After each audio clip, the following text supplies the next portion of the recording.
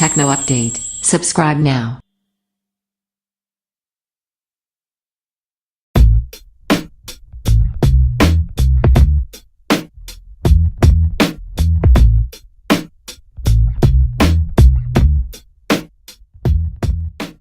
iPad Mini 4 Review. Design.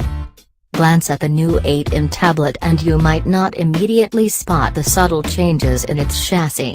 But just as Apple made the iPad Air 2 thinner than the original iPad Air, the Mini 4 is now 18% thinner, a little taller and lighter. 203.2 by 134.8 by 6. 1 mm, 299 grams, plus 5 grams for cellular model. While the old smart cover will physically fit, you really need one designed for the Mini 4 because the magnets appear to have been repositioned and the old covers don't connect as well.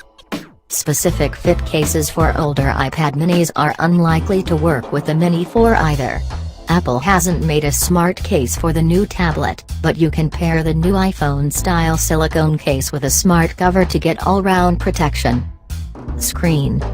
It still has a 7.9 in diagonal and a 2048 by 1536 resolution, but the screen on the Mini 4 is a big upgrade.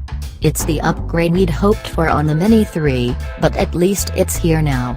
Apple has removed the air gap between the cover glass and LCD, which not only improves the build quality, the tablet feels more solid, but it also improves contrast a lot, and makes everything look noticeably better.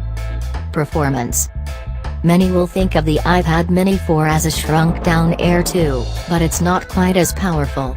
Instead of the A8X chip, Apple instead furnished the new tablet with an A8 out of the iPhone 6, or at least a very similar version.